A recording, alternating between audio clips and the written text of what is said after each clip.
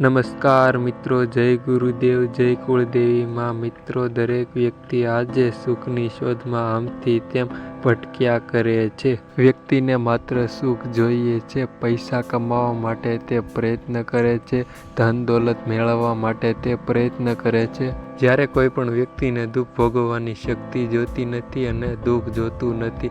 દરેક માણસને છે સુખ જોઈએ છે. તે માટે યથાર્થ પ્રયત્ન કરે છે અને મોહ માયાના જંજાળમાં છે તે ગૂંચવાયા કરે છે. માત્ર ધન દોલત મેળવવાની ઈચ્છા હોય છે. તે મેળવવા માટે યથાર્થ પરિશ્રમ અને મહેનત પણ તે કરે છે. તેનું જીવન સુધારવા માટે તે અહીંથી ત્યાં અને ત્યાંથી અહીં આગળ વધે છે. દરેક માણસને, દરેક વ્યક્તિને માત્ર ને માત્ર શુભ ધન દોલત જ જોઈએ છે. સમૃદ્ધિ અને લાભ થાય તે માટે તમારે સૂતા પહેલા કુળદેવીને એટલી પ્રાર્થના કરવાની છે. એ આપણે સૌ જાણીએ છીએ કે તડકા વગર છે છાંયડો મળતો નથી અને દુઃખ વગર છે સુખ પણ મળતું નથી. તેમ છે આપણે આપણા કર્મ છે તે ભોગવવા જ પડે છે. જેમ કે મહેનત જેટલી કરે વ્યક્તિ તેટલું જ તેને ફળ મળતું હોય છે. અને તે ઉપરાંત જો ભગવાન પણ પૃથ્વી ઉપર આવે તો પણ મળતું નથી. મિત્રો, હું તમને એક વાત જણાવી દઉં કે એટલે મિત્રો કરેલું કર્મ છે કોઈ દિવસ ફોગટ જતું નથી. એટલે આપણા કર્મનું ફળ મળે ને મળે જ છે.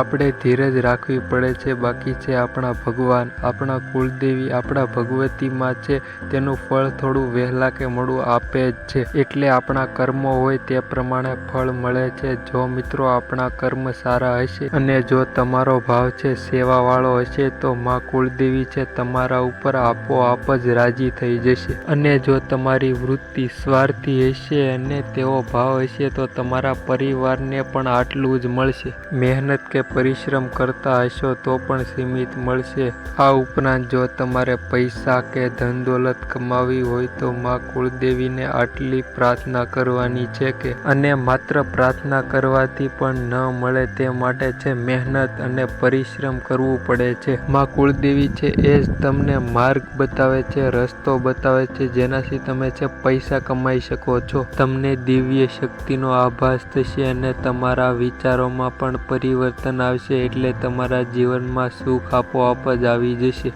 આપણે એવું કામ કરીએ કે આપણી આવનારી પેઢીને પણ દુઃખ ન મળે. ધંધામાં છે પ્રગતિ આવે, સારા વિચારો આપીએ અને શિક્ષણ પણ આપીએ અને નોકરી ધંધામાં આગળ વધારીએ અને પ્રગતિના માર્ગે છે લઈ જઈએ. બાળકને હોશિયાર બનાવીએ અને મિત્રો અમુક ટકા કર્મ ઉપર પણ રહે છે. જેમ કે બાપ દાદાની મિલકત બાળકને મળે. જેમ કે કોઈ બાપ કરોડપતિ હોય અને તેના ઘરે છોકરાનો જન્મ થાય તો તે આપમેળે જ તેની સ્થિતિમાં સુધારો થતો હોય છે અને સુખ ભોગવે છે અને તેને મળેલ હોવાથી તે વાપરી શકે છે. પણ મિત્રો એવું નથી હોતું. જ્યારે દીકરા ઉપર છે બધી જવાબદારી આવે છે ત્યારે તેને ખબર હોવી જોઈએ કે આ કઈ રીતે વાપરવી અને કઈ રીતે છે તેને આગળ વધારવી જોઈએ. જો દીકરો તેને આડા રસ્તે લગાડે તો તે વપરાઈ જાય છે અને કોઈ ધંધા કે બિઝનેસમાં લગાડે તો તેનો યોગ્ય ઉપયોગ થતો હોય છે. આવામાં મિત્રો બે વિકલ્પો હોય છે અને બે સંજોગ થઈ શકે છે. જો યોગ્ય રસ્તે લગાડ્યા હોય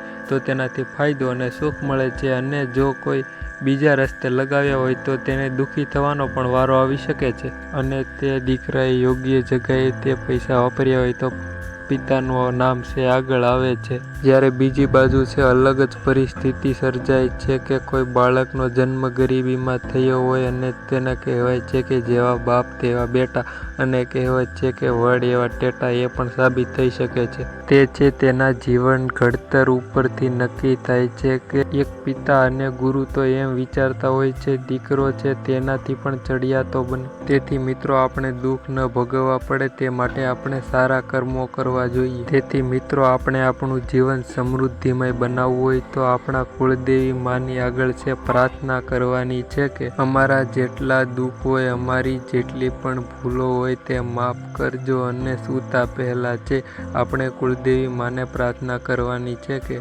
અમારા લાખો ગુના માફ કરો, બધા જ ગુના માફ કરો. કુળદેવી માં અમારી રક્ષા કરો, સદા સહાય કરજો. આવનારો સમય છે સારો લાવજો, ધંધામાં પ્રગતિ લાવજો, ઘરમાંથી કંકાસ દૂર કરજો અને ઘરે છે સારું વાતાવરણ સર્જજો.